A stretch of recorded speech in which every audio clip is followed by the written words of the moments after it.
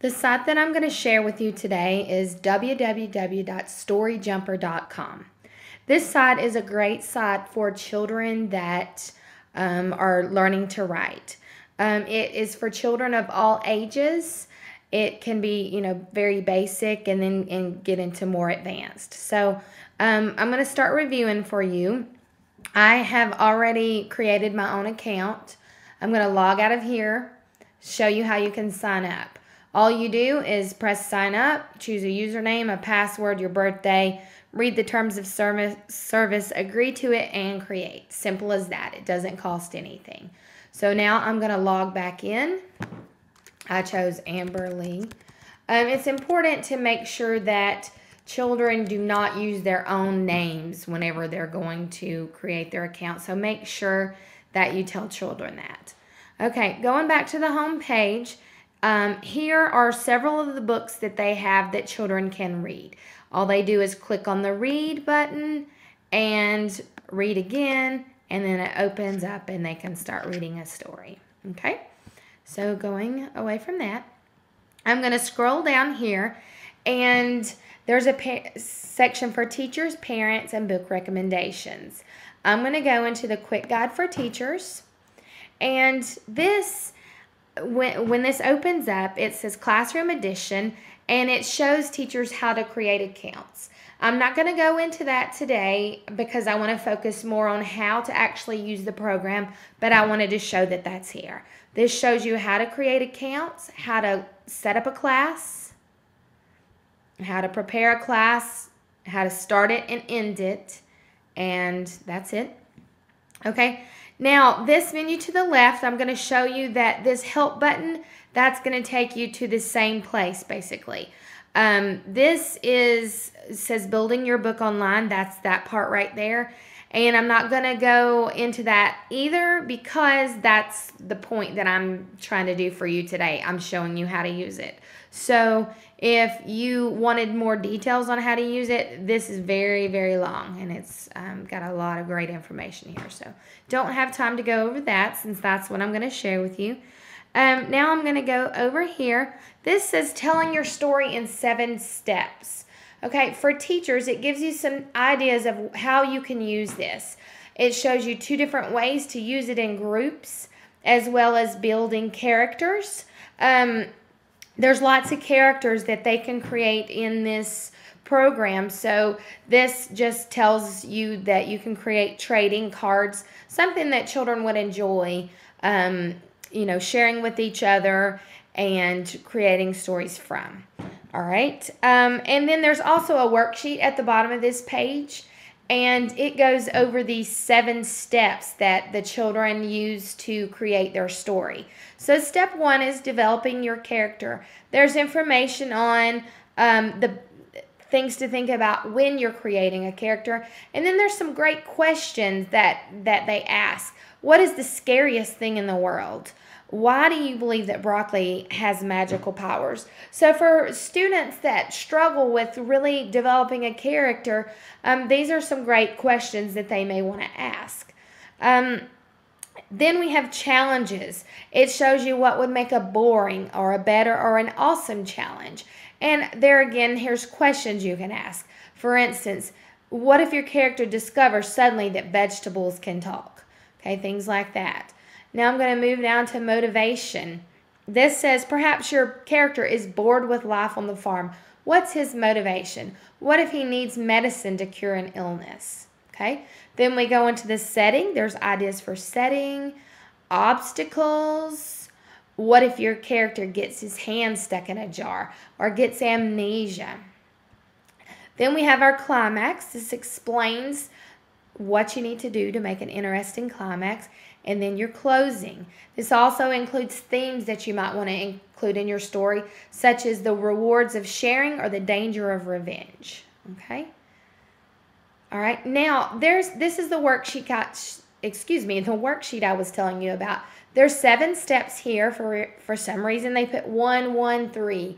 That should be 1, 2, 3. So if you want to recreate that worksheet, you can. But that lists that, and that way each time a student wants to create a story, you can have them use this worksheet to start creating it. And then once they have it on paper, then they're going to be ready to create. And to create, they can click the Create button. Here, there's already some books that have been started. So I'll go in and look at a book that's been started. This is Food Fun. And if you go to the book cover, as you can see, title, it just says enter text here. So I'm going to enter Food Fun. This gets the children started to learn, you know, exactly how they need to create this book. Okay? That's a dedication. You can say this is dedicated to my son, whatever you want to say here. Then we've got our little scene and some props. Then the story has begun. And then I'm going to click on page 3. There's 4. There's 5. And so 5 says, will the banana speak? Is he hiding a secret? So it starts asking questions to get the writer thinking about what happens next. And so this is a great way for those that are beginning this program to see exactly how they can begin to use their stories and what they might use with their worksheets to create their own eventually. Okay, I'm going to go out of this story. This was a story, and you could continue it. But I'm going to go back over here, and I'm going to leave it and go to Create. Now I'm going to build a book from scratch, okay? And so there's nothing here, so I'm going to create something. So I'm on page 1. That's what's highlighted. I'm going to create a scene for that. And I think I might, let's see, I don't see scenes there that I want. I think I'm going to make a pirate scene. Okay, and I think I like this one, so I click there, I press done, and here it is. So now I have my scene. All right, now I want a prop in my scene. Okay, I don't see anything here that I want. I could scroll down, maybe there's something else. I don't see it, so I'm going to press more props. I want to go to pirates again, and I like this little guy, so I'm going to put him over there, press done, click on him, and he lands there. These buttons, you can make it bigger or smaller. This rotates the little guy. Okay, this can delete him. This is where you can copy him. Okay, so now I want to. Here we go. Now, I'm going to show you a photo that I put in here. This is my son, okay? So I'm not going to show you this step of getting the photos because that takes a while to download, so I'm just going to show you a photo I've already included. I'm selecting the shape of a face that already shows there. I'm going to turn this sideways since this picture was actually a sideways picture. And I'm going to try to center this on my son's face as much as possible. Okay, there we go. I'm going to crop it. I'm going to press done. Now it's loading my image on the page. There it is. I'm going to make it bigger. Slide it over here. Take this little button to rotate it. Now I'm going to go back to props because I want a head. And I'll show you what I mean. I'm going to do that. Click done. Put that over here. Put it over my son's face. Now here's where this is important. I'm going to move this to the back. Make it a little bigger. Plop it right behind my son's face. I'm going to flip this. And there we go. All right. Let's see. Moving right along. This is how you create a text box. So say I want to be on page 2. I want a text box here. And I can start writing. Okay. So if you're going to write a lot, that's the box that I would choose. Now I'm going to go to page 3, and here's some other boxes that you can use as well. These are interesting. You can click and drag right here because they change size based on the text that's there. So as you can see, as I'm deleting, it got smaller, and then wow, and it gets bigger. Okay, there's several of those to choose from. All right, if I want to create a new page, say I'm all the way at the end and I want a new page, there you go. If I'm back over here and I want to copy that page, I press copy and it copies. Then I can delete it. Yes, I want to delete. Okay. This goes from one page to the next if you'd prefer to do it down here as opposed to up here. And this just scrolls. I can save my work or I can just exit. In this case, I'm going to save my work. Okay, I'm going to go back and look at the book cover.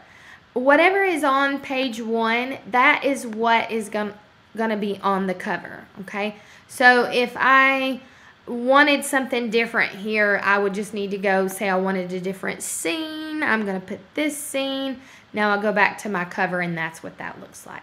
You put a title, go over here and put a dedication, and so on. You can look at things in a 1-page or a 2-page view, okay?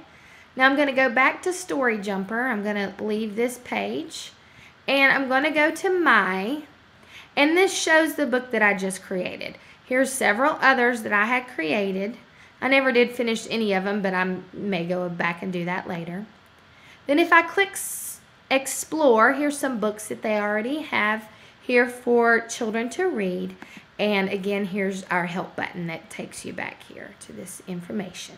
So this is a great site to use, and I hope you enjoyed my presentation. Thank you.